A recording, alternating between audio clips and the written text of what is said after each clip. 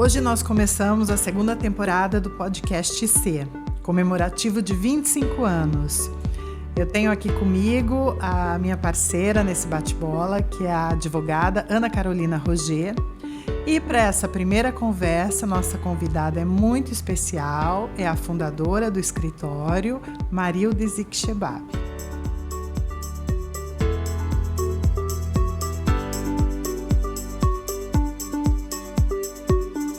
Seja muito bem-vinda.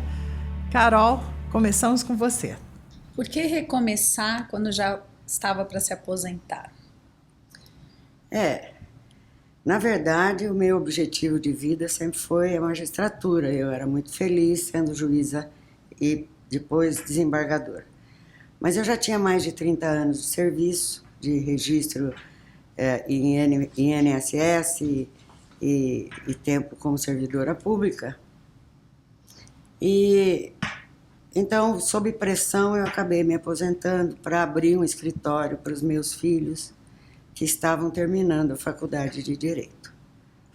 E como que é esse desafio, né, sempre de estar conciliando a questão do vida pessoal com a vida profissional, sendo mãe? Conta pra gente um pouquinho sobre esse desafio. Olha, o desafio é muito grande. É correr contra o tempo, dividir o tempo como se você tivesse com gavetinhas que abre e fecha automaticamente. Tem um período que você tem que fazer os julgamentos e você tem que estar em silêncio, não pode ter criança chamando mãe. Então, o horário mesmo de trabalho que eu tinha para fazer sentenças, para analisar processos e tudo, era de madrugada. Eu botava meus filhos para dormir.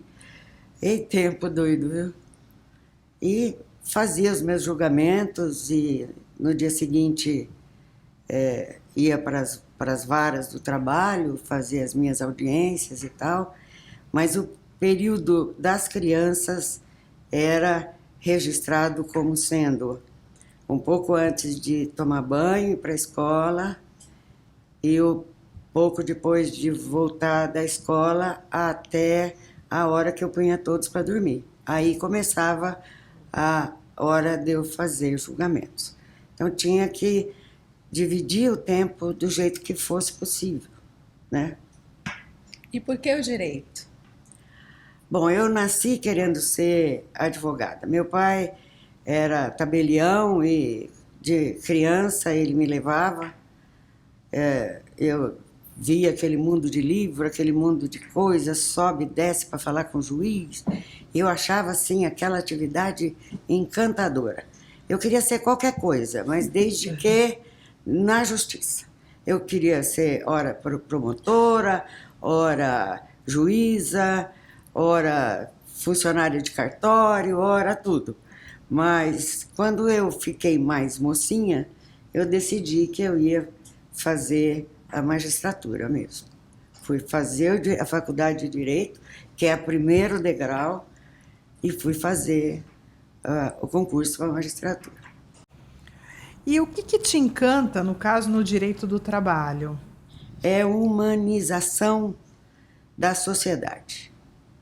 É a forma de haver a proteção do menos favorecido e fazer o equilíbrio de forças entre o empregado e o empregador.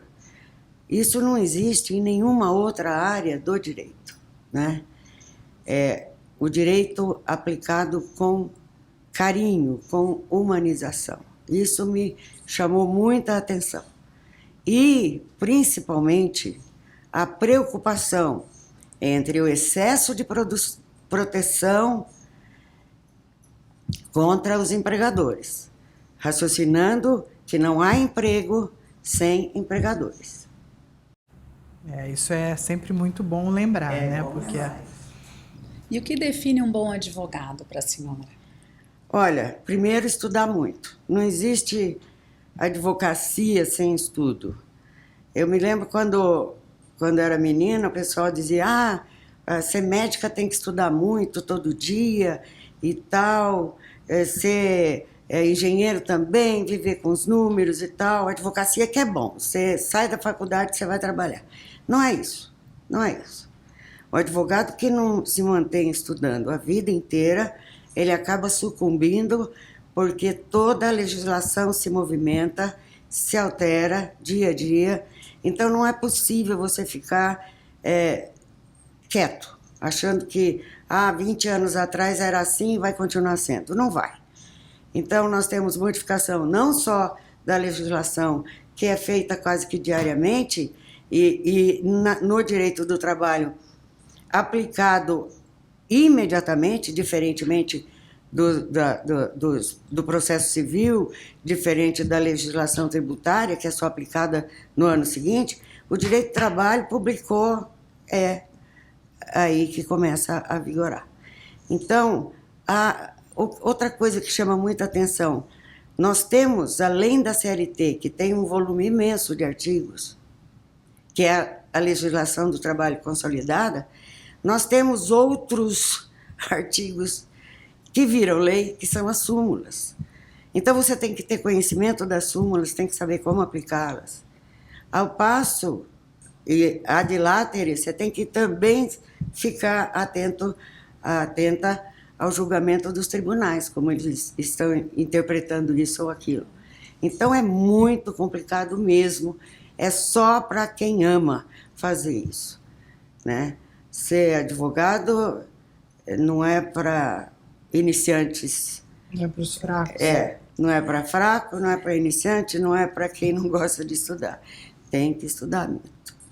Acho que a gente pode entender que como a sociedade está sempre mudando, né? A gente nunca está parado, né? Por isso o direito acompanha e por isso os advogados têm que acompanhar. Se atualizar, né? Sempre. Atualização fundamental. Sim. Todos os dias. Nesses 25 anos, tem alguma, assim, lei ou alguma coisa que você sente que foi um marco, uma mudança ou não? Ou sempre é uma evolução e mudanças constantes? Tem algo? Olha, são mudanças constantes. Existem coisas, por exemplo, que chamam mais atenção, como a responsabilidade com os dados pessoais, que é a LGPD. Então, está começando já há vários meses, todo mundo se aprimorando para aplicar, né? E então é novidade, não só para as empresas, como para as pessoas que lidam com o direito. E as empresas precisam estar muito bem orientadas nesse sentido, porque as indenizações são milionárias e é muito complicado você deixar isso para trás e vazar um dado, por exemplo, como tem vazado, né, gente? Sim. Nós temos acompanhado aí que vazam coisas do Banco Central, vazam coisas do Imposto de Renda, quer dizer, mesmo com todo cuidado, pode acontecer, né? E de onde vem essa força? Eu não sei se é força, não, é obrigação, é uma coisa que vem, na medida que as coisas vão acontecendo, você vai assumindo, enfrentando, e não é força, se eu ficar parado, o vento derruba. Seria uma escolha, então, ou sou forte ou não enfrento e sou derrubada. É verdade, se você não enfrentar, você vai ser derrubada. Sim. Você tem alguma história, assim, né, sendo mulher, a gente começando esse podcast agora em março, que é um mês comemorativo às conquistas das mulheres, existe alguma história na sua trajetória de vida, né, principalmente ligada ao trabalho, que você possa contar pra gente de algum preconceito ou de alguma situação vencida? Olha, tem muita coisa muito engraçada, né?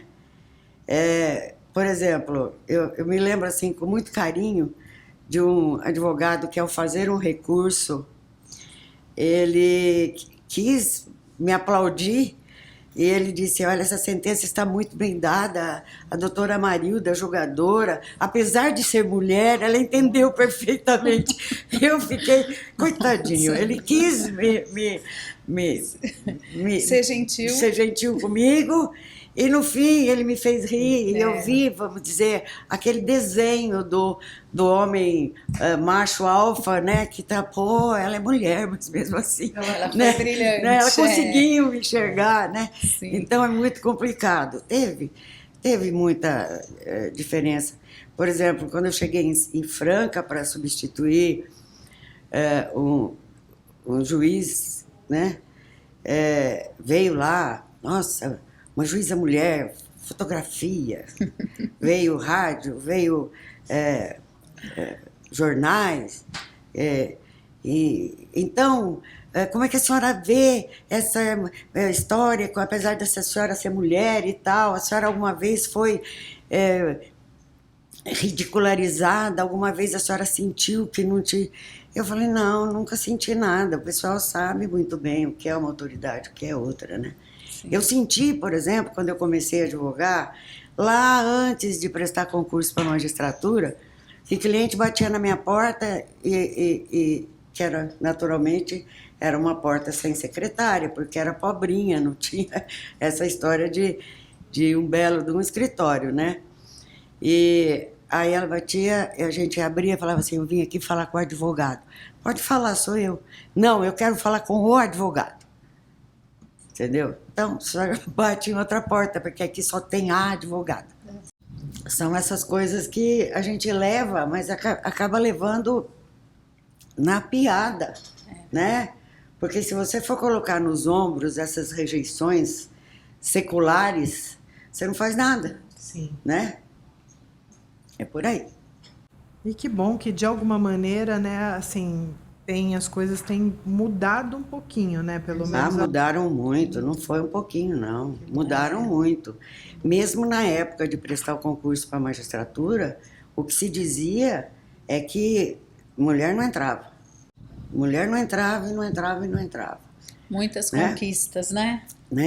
Então, você tinha que ser melhor que os melhores homens. Sim. Né? Então, senão você não entrava. E aí os examinadores não teriam justificativa, sabe? Sob pena de passar vergonha se a juíza, se a advogada pretendente à magistratura ficasse gaguejando, não soubesse uma resposta. Aí falava assim, tá vendo? Aí, ó, isso não pode ser juíza. A hora que tiver um filho e o filho tiver dor de ouvido, ela vai largar tudo e vai levar o filho no médico. Né? A cobrança sempre a muito maior. A cobrança sempre muito maior. Como se o homem não pudesse levar o filho no médico. Sim. Né? Exatamente. Então é isso.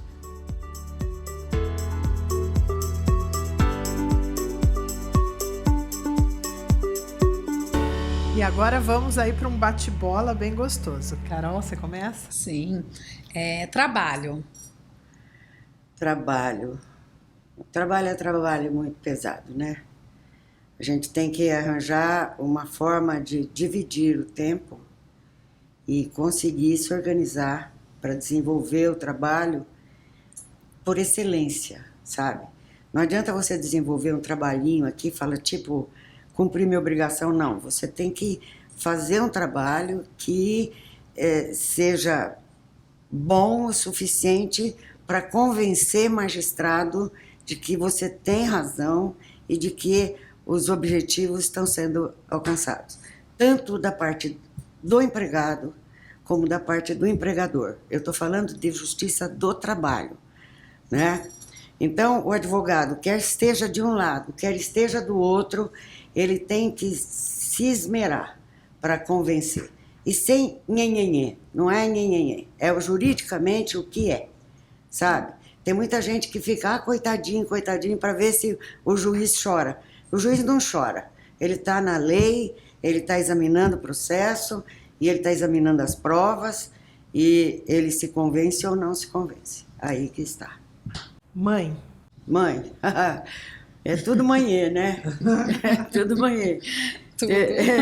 Teve uma época que lá na minha casa todas as empregadas me chamavam de Mãe Marilda também, porque cada um vinha com uma petição, com uma requisição, pedindo uma ordem, e era muito engraçado isso, né? Mas é assim mesmo, né? Mãe tem que estar presente 24 horas por dia e não pode deixar a peteca cair.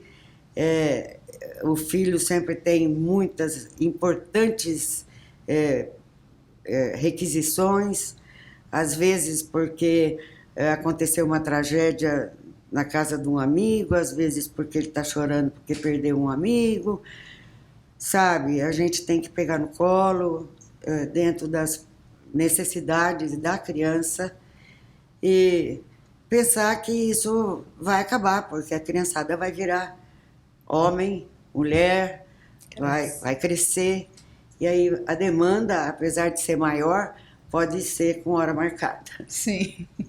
Direito. Direito à vida, né? A minha sobrinhada sempre me perguntou, olha, tia, o que é que eu faço da minha vida? Eu estou querendo fazer odontologia, estou querendo fazer medicina, eu estou querendo fazer relações públicas. Eu dizia sempre, faça direito primeiro. Aí depois você vai ter maturidade para escolher o que você quer. Por quê? O direito é vida. O direito abre um leque de maturidade em todas as áreas da vida. Então, ela te ensina como é que se faz um contrato, ela te ensina como é que você não pode ser passado para trás, ela te ensina os direitos menores, os mais fundamentais do ser humano. Você tem por que lutar pelo seu direito, você vai ter conhecimento de que direito você tem.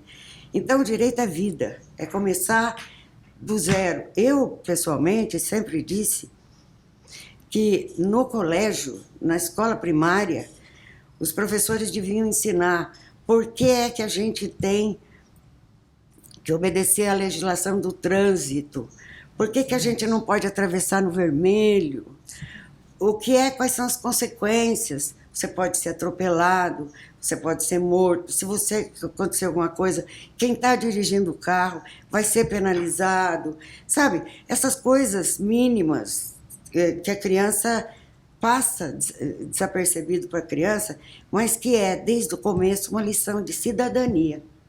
Né? Por que você precisa ter uma certidão de nascimento? Não é provar que você existe, mas é provar que você existe, não é?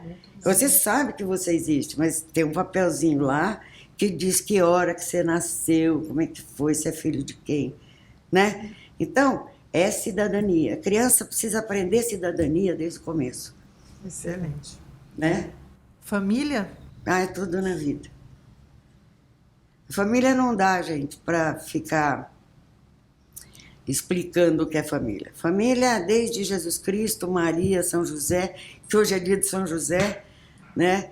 Desde que o mundo é mundo, a família é a grande história da união do ser humano. É o amor, é a família, são os projetos, é os filhos, os carinhos, os colos, que não é só a mãe que dá, o pai também dá. Né? A avó, principalmente, adoro dar colo para os meus netinhos. Né? É uma delícia.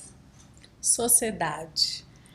A sociedade, qual? A sociedade humana ou a sociedade como nós temos aqui, mesclando jovens, pessoas mais velhas, pessoas mais experientes, pessoas sem experiência.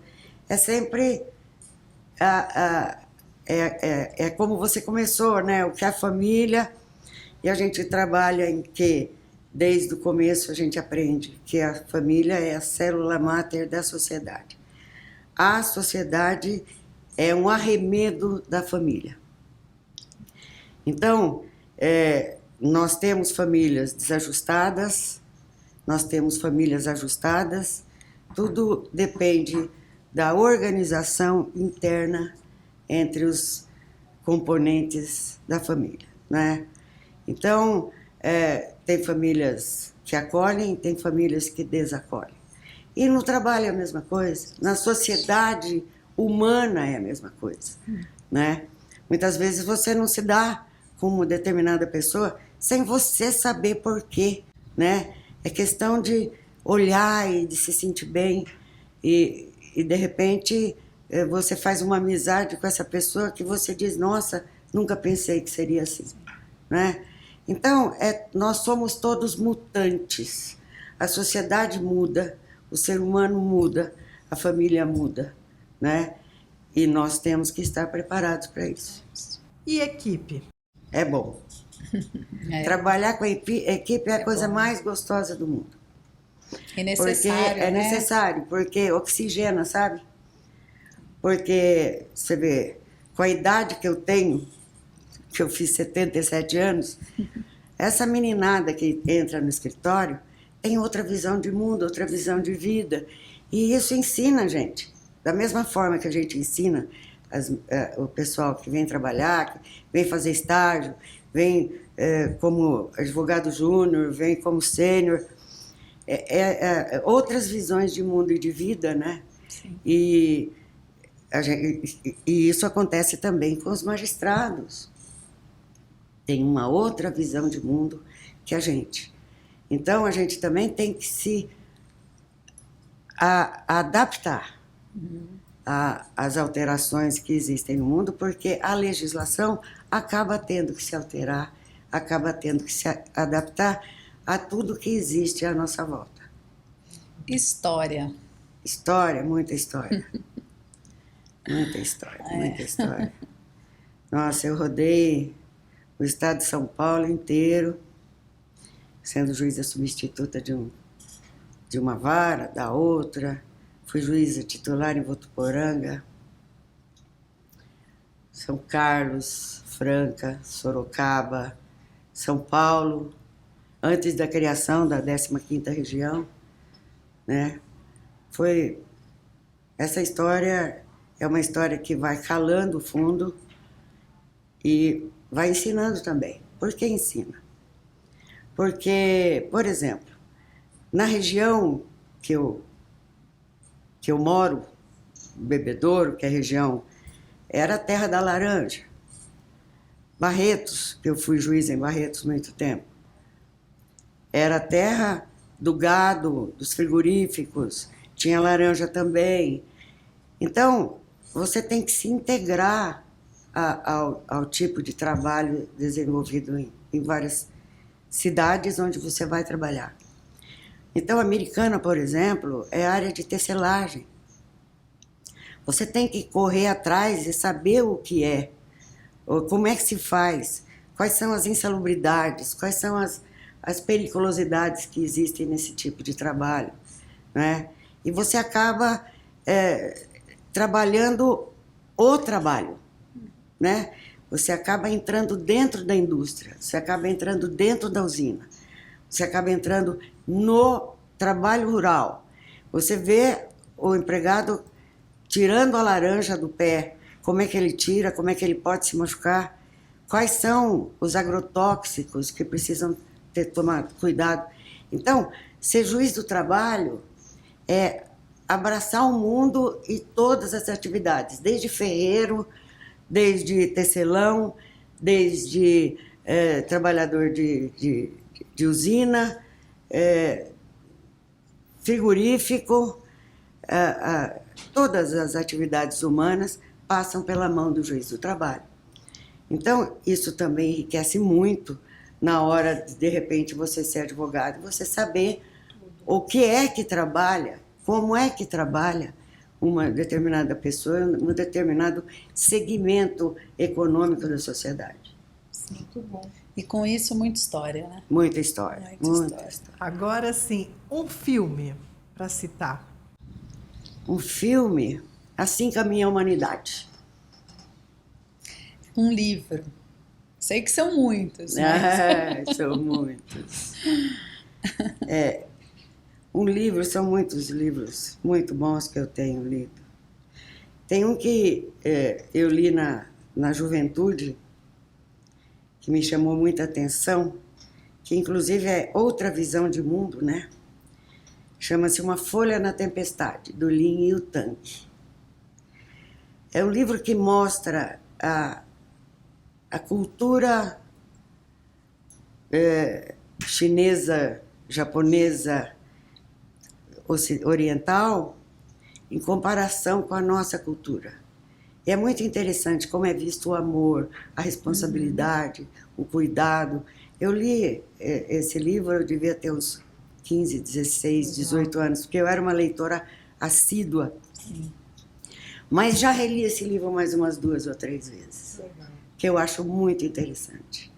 É um caminho, sabe? Sim. É muito interessante.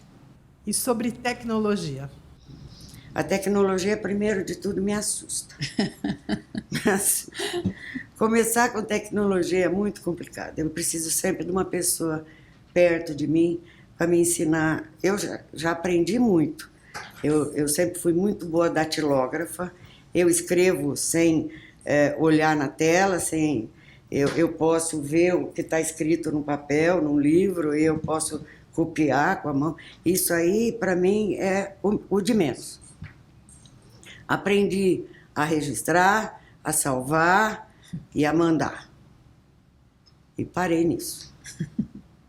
Porque eu tenho feito sustentações orais no tribunal, mas isso para mim é muito simples. É como se eu estivesse escrevendo e falando ao mesmo tempo.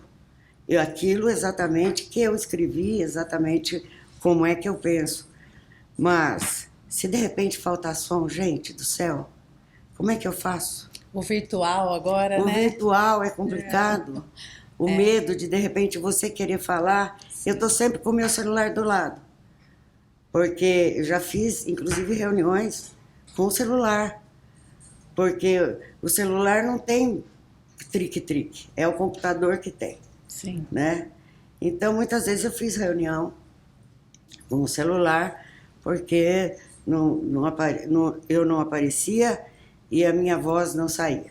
Então, eu já ia para o celular, já dizia, gente, estou saindo, vou entrar no celular, vamos conversar pelo celular. E tudo bem, sempre deu certo, né? Mas está enfrentando, né? Estou enfrentando. Tô enfrentando. É isso aí. Desafio. Talvez esse, né? Esse. A tecnologia. Lutar contra esse monstro sagrado. Mas eu estou dando conta, tá tudo certo. E um sonho? O sonho. Eu queria ver todos os meus filhos bem. Eu queria ter certeza de que a educação que a gente deu foi uma educação correta.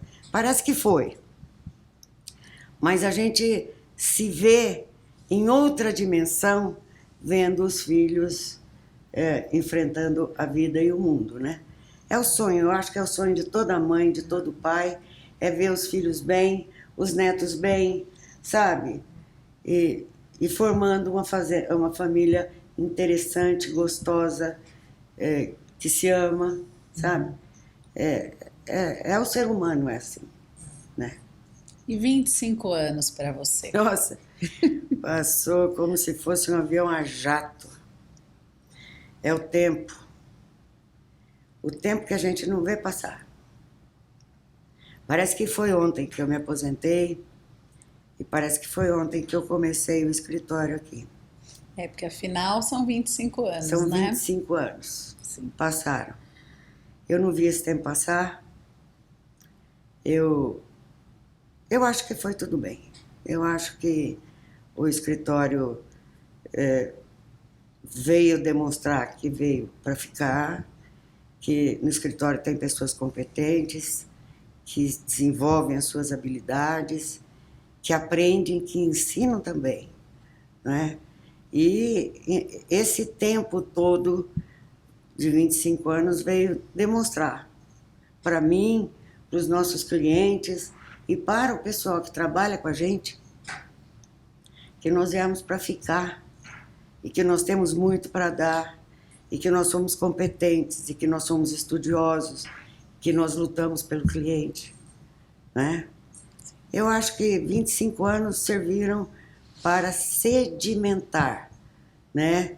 Essa ideia de fazer justiça, essa ideia de lutar pelo cliente, e que é muito importante. Eu acho que o cliente vem para a gente com um olhar assustado, né?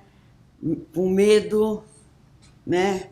E a gente tem que tentar dar uma solução, às vezes minimizando perdas, Sim. né? E às vezes ganhando o processo. e não é sempre que você ganha e não é sempre que você perde, né? Você trabalha e se dá o de melhor para o cliente, mas não pode prometer resultado, né? Você promete muito trabalho, muita eficiência, mas o resultado não depende do advogado. Bom, essa conversa tá uma delícia, mas a gente está encerrando. Muito obrigada por esse tempo, para contar para a gente essa história, algumas histórias, para a gente poder estar levando isso para frente. Sim. E para quem assim está assistindo, né, clientes, parceiros, a equipe, sigam nossas redes, Instagram, Facebook, o próprio YouTube, que todo esse material tá lá, né? Assistir nossos podcasts, ouvir nossos podcasts, assistir agora o vídeo.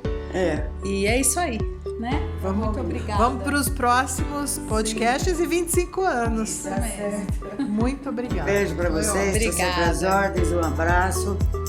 Beijos. Isso aí. Beijos. Isso aí.